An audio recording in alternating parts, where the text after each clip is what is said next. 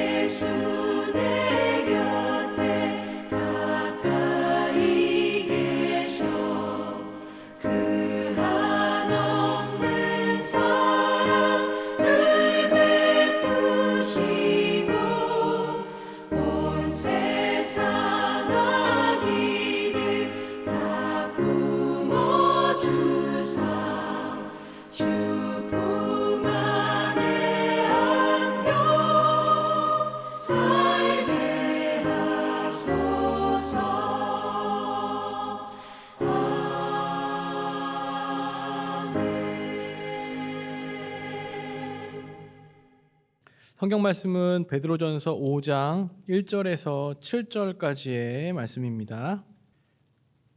너희 중 장로들에게 권하노니 나는 함께 장로된 자요 그리스도의 고난의 증인이요 나타날 영광에 참여할 자니라. 너희 중에 있는 하나님의 양무리를 치되 억지로 하지 말고 하나님의 뜻을 따라 자원함으로 하며 더러운 이득을 위하여 하지 말고 기꺼이 하며 맡은 자들에게 주장하는 자세를 하지 말고 양무리의 본이 되라. 그리하면 목자장이 나타나실 때 시들지 아니하는 영광의 관을 얻으리라. 젊은 자들아 이와 같이 장로들에게 순종하고 다 서로 겸손으로 허리를 동이라. 하나님은 교만한 자를 대적하시되 겸손한 자들에게는 은혜를 주시느니라. 그러므로 하나님의 능하신 손 아래에서 겸손하라. 때가 되면 너희를 높이시리라. 너희 염려를 다 주께 맡기라. 이는 그가 너희를 돌보심이라. 아멘. 베드로전서는 고난과 박해 가운데서 힘겹게 믿음을 지키고 있는 그리스도인들을 위한 격려의 편지입니다. 편지 막바지에 이르러서 이 베드로는 계속되는 사역을 감당해야 할 다음 사역자들에게 이제 당부의 메시지를 전하고 있는데요. 특별히 메시지를 듣는 대상을 장로들과 젊은 자들이라고 한정하는 것을 볼 수 있습니다. 먼저 장로들을 살펴보면 우리는 장로 그러면 어떻습니까? 우리들은 장로 그러면 가장 먼저 지금 현대 교회의 장로님들을 떠올리게 됩니다. 그러나 우리가 잘 아는 장로님들이 그런 분이기 때문에 그런데 그러나 초대교회 당시의 장로의 의미는 지금과는 좀 달랐습니다. 그 당시의 장로는 지금으로 말하면 오히려 전임 사역자에 가까웠다고 하는 겁니다. 장로라는 이 호칭이 처음에는 이 교회의 어른들에게 쓰이다가 시간이 흐르면서 이 교회의 이제 지도자들 베드로에게 쓰였고 또 이 직분의 하나로 이렇게 남게 되었다는 겁니다. 그래서 5장 1절에도 보시면 베드로 역시 나는 함께 장로된 자요 이렇게 이야기합니다. 베드로는 자신을 사도라고 지칭해도 될 텐데 굳이 장로라고 언급을 합니다. 자신이 장로였다는 것을 알려주면서 그 당시 장로의 직분이 어떤 일을 했는지, 또 장로의 직분을 가진 자가 교회 공동체에서 어떤 사람이었는지, 특별히 교회 지도자였다는 것을 알려주고 있는 거죠. 그렇기 때문에 오늘 말씀은 복음사역을 감당했던 이 선배 장로가 계속해서 복음사역을 또 이어서 담당해야 할 후배 장로들에게 전하는 메시지라고 볼 수 있습니다. 단순하게 말하면 평생 교회를 위해 수고한, 이 복음을 위해 수고한 지도자가 이제 그 다음을 이어갈 후배 지도자에게 했던 당부의 말씀이라는 겁니다. 어떤 분들 이렇게 말씀을 드리면 그럼 오늘 말씀은 나하고는 상관없는 말씀이네요 라고 하실지 모르겠습니다.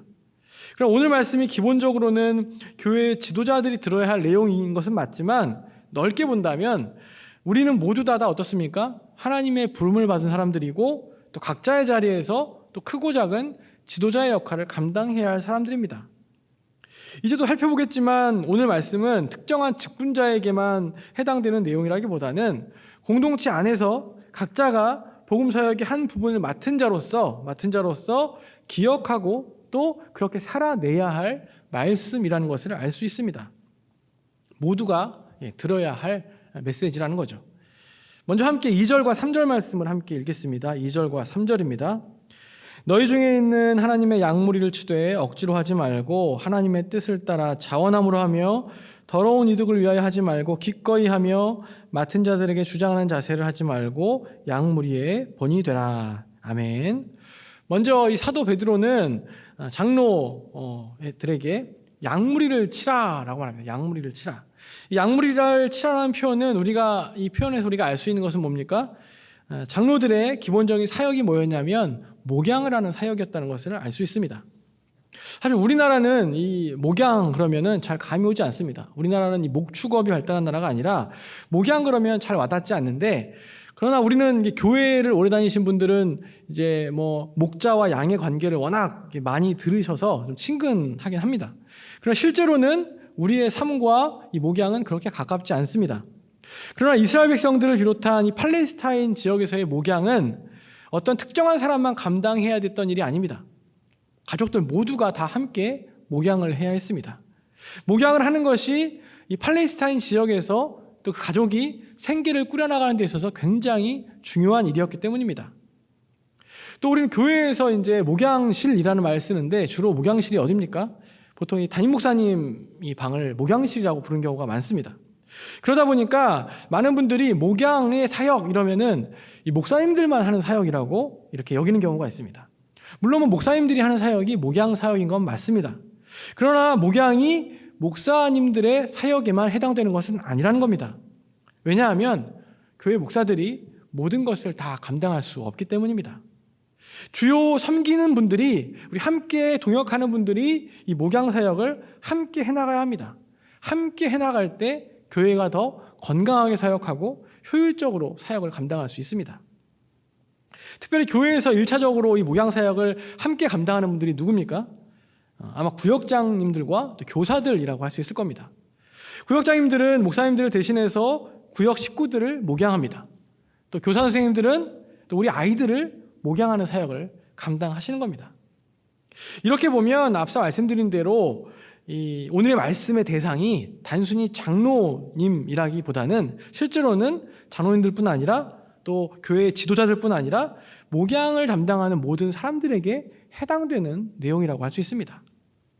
누구를 섬기는 사람들, 누군가를 돌보는 사람들, 그런 모든 사람들에게 해당되는 말씀이라는 겁니다.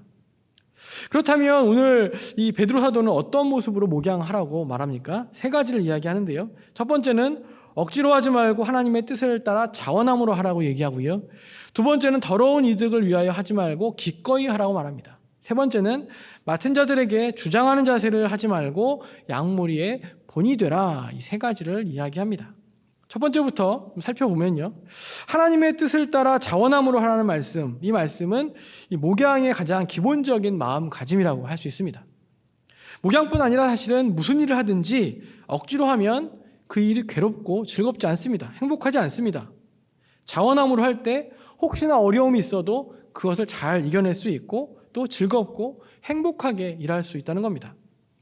개인적인 말씀을 드리면 저희 대학교 때 이 선교단체를 섬겼습니다. 거기서 훈련도 받고 또 리더로 섬기기도 했습니다. 그런데 이 선교단체에서 캠퍼스 선교단체에서 활동하는 것이 사실은 그렇게 쉬운 일은 아닙니다. 왜냐하면 굉장히 많은 시간과 많은 힘을 또 들여야 했기 때문입니다. 다른 친구들은 또 즐겁게 자기의 일을 하고 또 자기 스펙을 쌓아가는데 또 선교단체를 섬기고 또 영혼을 섬기고 뭐 이런 일을 한다는 것이 나름대로는 굉장히 큰 헌신이었던 겁니다. 그러나 지금 돌이켜보면 그 시간들이 때론 힘들고 또 어렵기도 했고 때론 갈등도 있었지만 그러나 그런 것보다 지금 더 기억에 남는 것은 행복하고 즐겁고 감사했다는 겁니다. 왜냐하면 그 일을 저에게 누가 하라고 억지로 시킨 것이 아니기 때문입니다. 억지로 떠민 것이 아니라 제가 좋아서 제가 즐거워서 보람을 느끼면서 그 일을 했기 때문입니다. 교회 사역도 마찬가지입니다. 억지로 하는 것이 아니라 하나님의 뜻에 따라 자원함으로 할 때 거기에 행복이 있고 또 거기에 큰 은혜가 있습니다. 무엇보다 지금 나에게 맡겨진 일이 얼마나 귀한 일인지 한번 이 시간에 돌아볼 수 있기를 바랍니다. 그 일이 하나님이 기뻐하시는 일이라면 조금 힘들어도 자원함으로 감당할 수 있게 해달라고 기도하시기를 바랍니다. 두 번째 당부는 더러운 이득을 위하여 하지 말고 기꺼이 하라고 말합니다. 더러운 이득을 위하여 한다는 것은 내가 얻게 될 어떤 물질적인 이익이나 어떤 유익을 위해서 이 목양 사역을 해서는 안 된다는 겁니다. 이 말씀을 드리면 다 모두 당연하죠. 그거 당연한 거 아닙니까? 라고 하실 겁니다. 다들 그렇게 생각하실 텐데 그래서 잘 생각해 보면 그렇지 않은 경우가 종종 있다는 겁니다. 좀 부끄러운 이야기지만 요즘 문제가 되고 있는 어떤 교회들 이야기를 들어보면 거기에 있는 어떤 목사님들이나 장로님들 혹은 지도자들이 과연 자신들의 유익을 위해서 목양을 하고 있는지 아니면 하나님의 일을 위해서 목양을 하고 있는지 헷갈려 보일 때가 있다는 겁니다. 물질에 집착을 하고 어떤 자리에 집착하는 모습들을 보고 있으면 겉으로는 하나님의 일을 한다고 하지만 사실은 자기의 유익을 위한 일을 하는 것이 아닌가 이런 생각이 든다는 겁니다. 무엇보다 저 역시 저 자신에게도 질문하곤 합니다. 나는 혹시 나의 유익이나 나의 이득을 위해서 사역하고 있는 것은 아닌가 돌아보는 겁니다. 저뿐 아니라 교회에서 이 목양 사역을 감당하고 있는 모든 지도자들은 자신들에게 이 질문을 꼭 해봐야 됩니다. 무엇보다 우리의 상급은 이 땅에 있는 것이 아니라 바로 하나님 나라에 있다는 것을 우리는 늘 기억하면서 사역해야 한다는 겁니다. 세 번째 당부는 맡은 자들에게 주장하는 자세를 하지 말고 양무리의 본이 되라고 말합니다.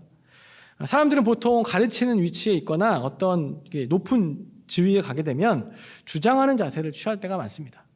여기서 주장하는 자세라는 것은 내가 가진 권위와 내가 가진 힘으로 다른 사람들을 지배하는 것을 말합니다. 어떤 분들은 자기에게 맡겨진 사람들, 자기가 감당해야 될 사람들을 자기 사람으로 만들려고 하는 것을 볼 수 있습니다. 또 어떤 분들은 사람마다 있는 특성과 개성을 생각하지 않고 자기가 생각하는 틀에 사람을 끼워 맞추려고 하는 것도 우리가 볼 수 있습니다. 그러지 말라고 오늘 말씀하는 겁니다.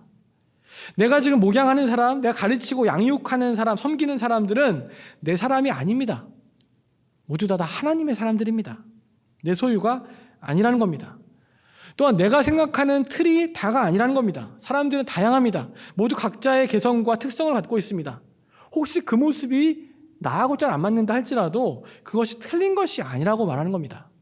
그것을 제한하거나 막지 말라고 말하는 겁니다.